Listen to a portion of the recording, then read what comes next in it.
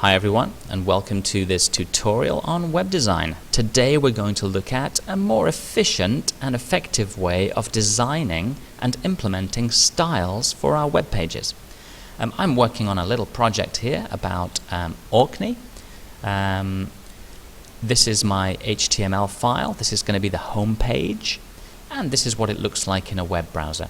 So as you can see, within my HTML tags I have a head section where I've put the title, and there's the title, and I've got my body section where I have 5 elements. An H1 element, visit Orkney, there it is, and then 2 H3 elements and 2 P elements as well. So there they all are, sitting and waiting to be styled.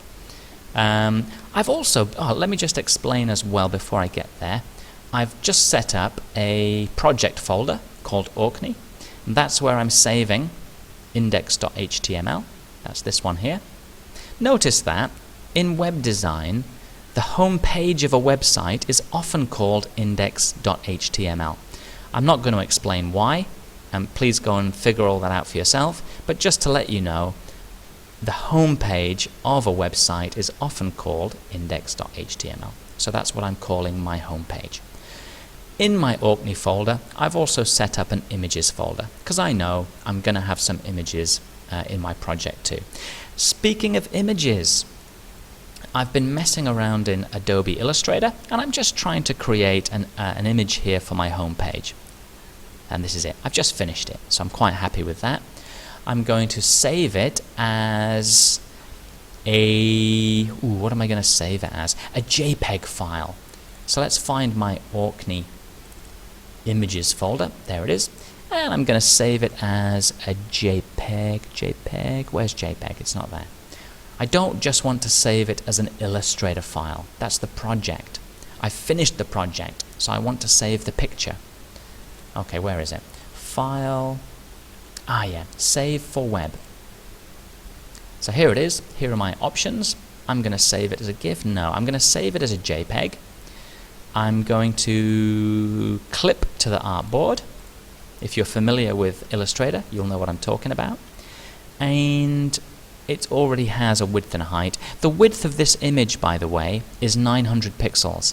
And maybe later in this tutorial, I'll try to explain to you why I designed this to have a width of 900 pixels. So I'm going to save that.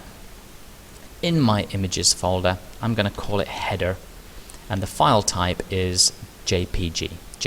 There it is. Save. Brilliant. So now that we have an image, let's go back to our Notepad++, and the first thing I want to see in the body of my web page is that image. So I'm just going to include an image tag. We know that for an image tag to work, it requires the src attribute, and the src attribute tells us where to find the image, and I just put it in the images folder /header dot, I think it's JPG. So let's save that and have a look at this thing in Chrome. In fact, let's just refresh the one that I've already got open. Refresh. There it is. Brilliant. So that's currently what we've got. So now let's get on to some styling. What I want to do is, for my p tags, I'm going to set up some styles. So style equals something, and let's do it for the other p tag. Style equals something. Now what is the something? I'm going to make the color of any of the p tags green. And let's just do that again for the other p tag. Brilliant. Let's just save that, Control S, and refresh the page.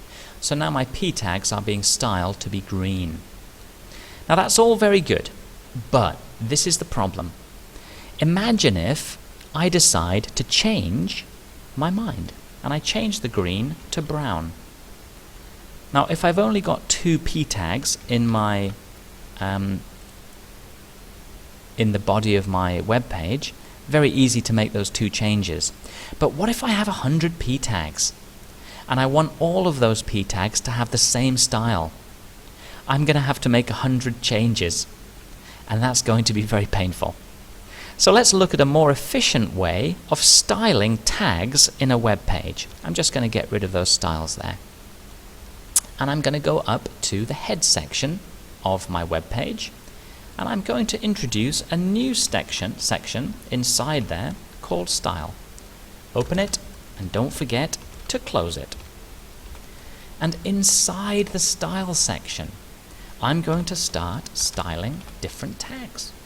I can style the P tag, I can style my H1 tag, I can style my H3 tag, I can style my image tag.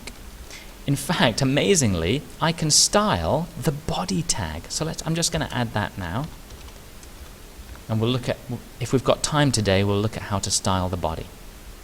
Notice that all of this stuff here is inside the style section of my web page. And the style for the P tag that I want is color green. In fact, let's make it brown. I decided to change my mind, didn't I? Color brown. So any P tag is now going to be styled color brown. So if we save that and refresh our web page, all of the P tags are styled color brown. And if I change my mind and I want to make that pink, I just have to make one change here, and every P tag will be affected. Very efficient. All of the P tags are affected. So let's just change that back to brown, because pink isn't very suitable for what I'm trying to do. I'm going to style the H1 tag. The H1 tags are also going to be color brown, but I'm going to change the font family. I'm going to style the font family to be Comic Sans MS. So to find out about font families, I recommend that you go to something like W3 Schools and do a little bit of research. What font families are available? So hopefully all of the H1 tags in our web page, at the moment there's only one, there it is, they will follow this style. So let's save that and see if I'm telling the truth. Yay! And finally, let's just style these H3 tags. H3, I'm going to do color brown again, and I'm going to do font family. Let's do Courier New. In fact, what I'm going to do is I'm going to save Courier New for the P tag. I think it looks good on a P tag. Let's just spell it right. Courier New, yep. For H3, let's just use Comic Sans MS. So H3 and H1 are just the same. In fact, because they're just the same, why don't we just do this? H1 and H3 are going to use the same style. So I can just create a list of tags, separate them with a comma, and then define the style. That's another way to do it. Let's see if that works.